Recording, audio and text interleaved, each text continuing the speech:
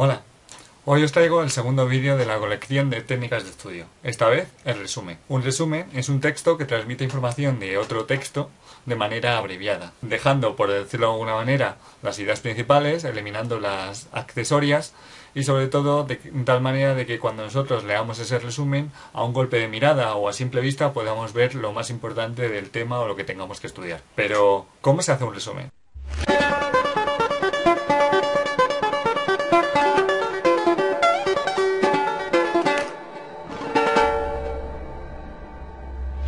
Al igual que hice en el anterior técnica de estudio, que era el subrayado, hablando sobre etapas, así como los tutoriales que normalmente os tengo acostumbrados en este blog, os diré que he decidido coger y seleccionar 5 etapas para hacer un buen resumen.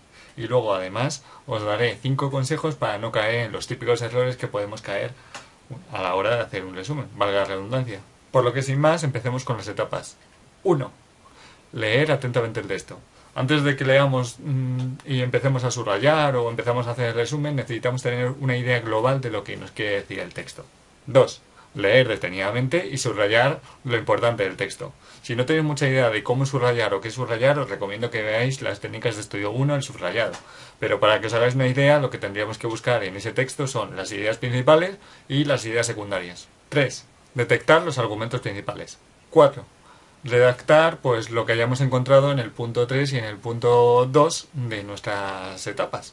Es decir, que veamos las ideas principales, las ideas secundarias y los argumentos principales de nuestro texto. Esto lo volcaríamos en una especie como de texto hecho por nosotros mismos, de tal manera de que no sería una mera transcripción, sino que elaboraríamos nosotros con nuestras propias palabras. Este texto además debería tener como un 20 o máximo un 35% de la extensión total del texto principal del que nos hemos basado para hacer el resumen. Y 5. Revisar. Por lo que sin más, y tras estas 5 etapas, vamos a ver los 4 consejos que os tengo para que no cometáis los errores comunes que se cometen a la hora de hacer un resumen. 1. Nunca podemos usar frases como este es un resumen de, o el autor del texto dice que, haciendo alusiones al texto original, dado que normalmente ese tipo de parrafillos o ese tipo de frases lo que nos va a hacer es que nos distraigamos y perdamos la atención en el texto que realmente nos interesa, que es el resumen propiamente dicho. 2. También, al igual que no decimos este texto es de o este autor, el autor del texto dice que, tampoco vamos a meter ni tablas ni imágenes que nos harán desviar nuestra atención. Ya como os digo, tenemos que concentrarnos en lo que realmente es importante. En caso de que haya alguna tabla y que pensamos que sea muy importante de cara al entendimiento de esto, lo que tendríamos que hacer es decir un poco lo que hay en contenido de esa tabla, pero escrito. 3. Igual que no hacemos eso, tampoco podemos añadir ni ejemplos ni información adicional. Se trata de un resumen de un texto, con lo cual si añadimos cosas, lo más que vamos a hacer es aumentar el contenido del resumen y por tanto perdería los efectos que buscamos. Y 4. En el apartado de revisar, como habéis visto, ha quedado como muy ambiguo, no os he dicho muy bien cómo revisar.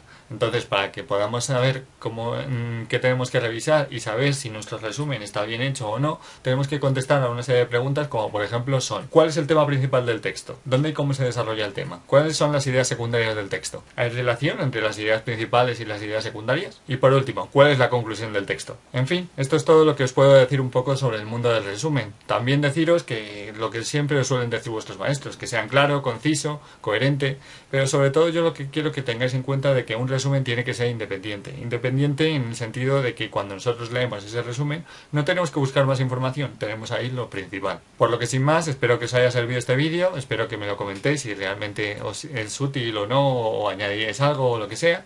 Y sin más, pues nada, pues lo típico, me valoréis, os suscribáis o incluso comentarios de alguna duda o de cómo hacer un resumen o cualquier cosa que queráis, vamos.